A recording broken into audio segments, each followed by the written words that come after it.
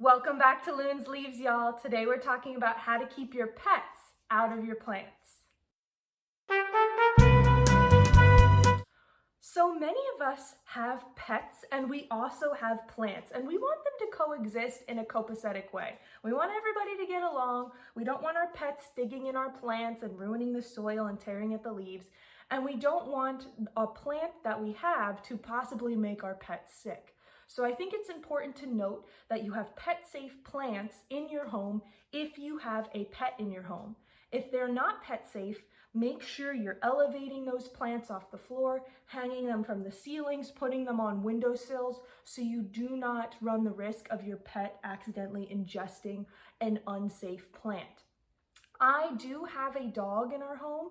He is about 1 year old. He's a German Shepherd, and we've had him since the quarantine started in Pennsylvania, which is around March 13th is when we adopted him.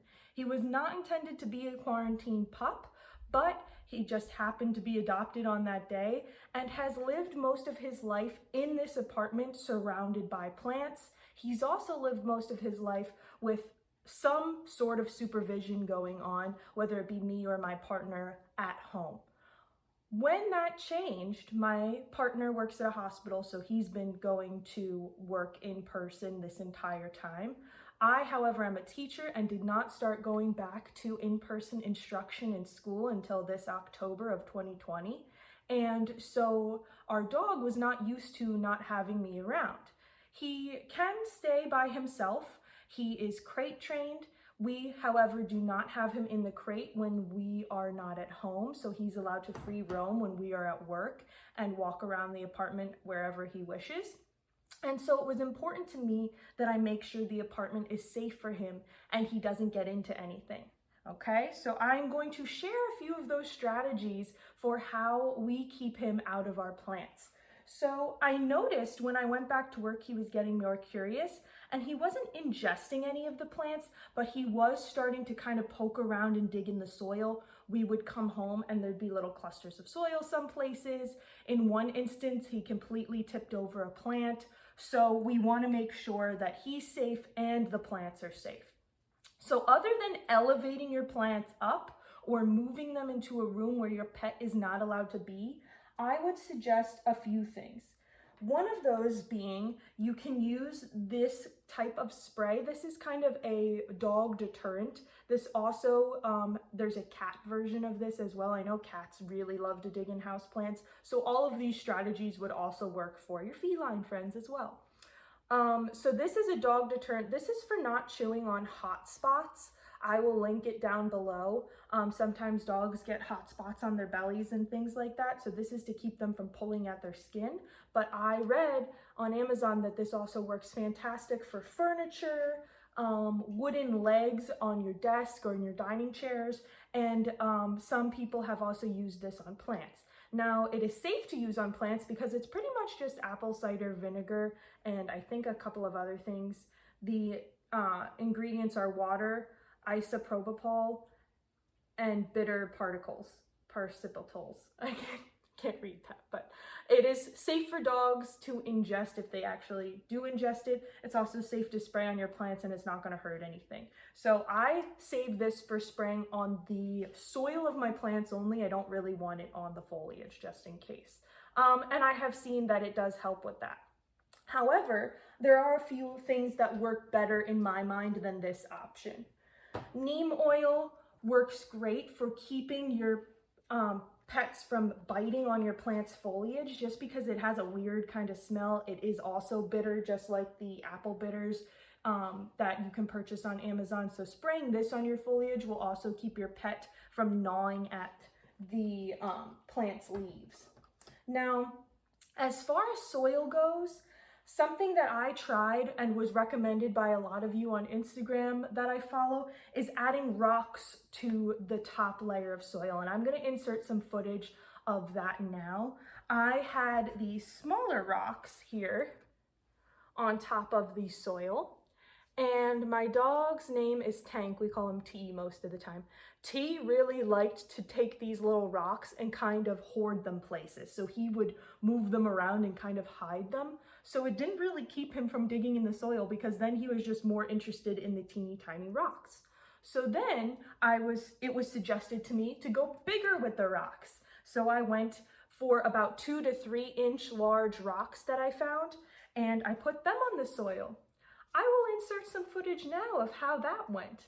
He just got more excited about the rocks and started to place them around the apartment and make little piles of them. And so he didn't really care that the rocks got any bigger and heavier. It still didn't deter him from digging in there. And neither were spraying the apple bitters on the rocks because I think they just didn't really stick to the surface of the rock. So then I went for something that I find to be the most successful option for keeping him out of the soil of our plants, and that is chicken wire. So I have purchased a super huge roll of chicken wire. This is not all of it. This is just a small piece of chicken wire off of Amazon. You could also get this at Home Depot or Lowe's as well. This was just the fastest option I could get at the time.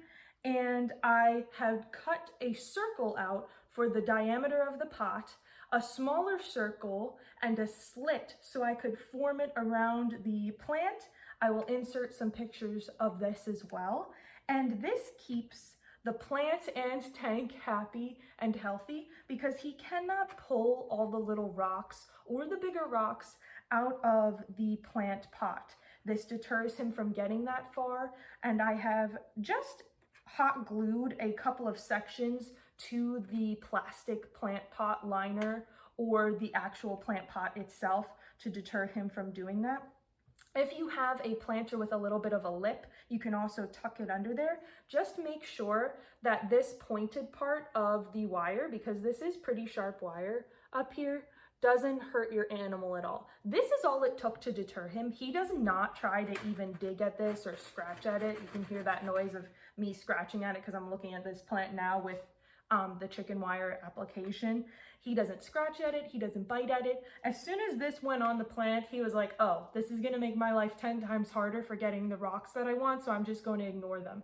And I have not seen him sniffing or touching any of the plants that he used to get the rocks out since I've put this on there. So I think this is the most successful strategy so far. However, it is a little less aesthetically pleasing than some.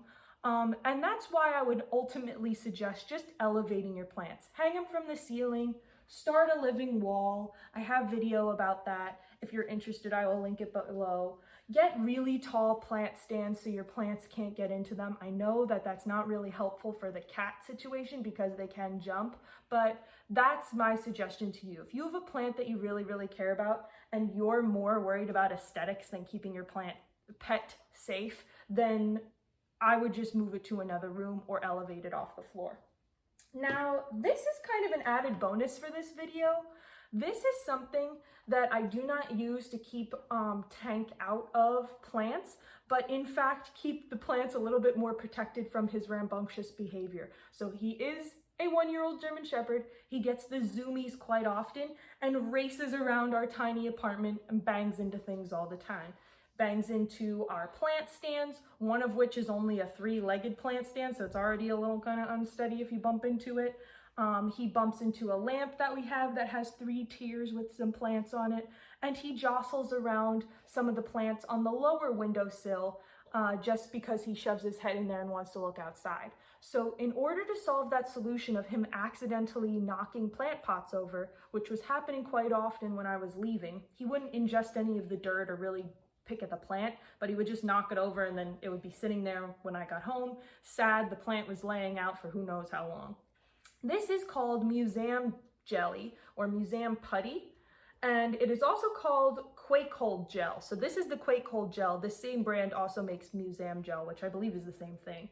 And this is just a clear kind of putty. It's really fun to play with too. It's a clear putty that you can stick underneath of your plants, pots, or terrariums, things like that that you don't want to move around.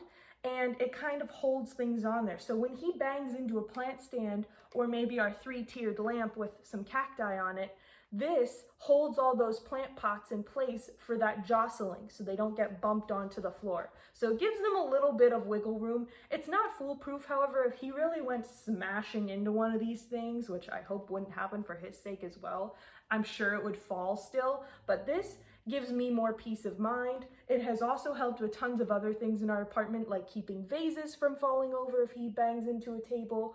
My partner has some action figures in our TV stand that are in a lower level of our TV stand, and sometimes Tank will jostle his nose through there to look for something, and they have not fallen over since we started using the earthquake hold gel. So I'm sure it's great for earthquakes as well. If it can survive a 1-year-old German Shepherd running around the apartment, use it for anybody who's prone to earthquakes in their area and you might be worried about your plants. So kind of an added bonus on how to pet-proof your home and pet-proof your plants.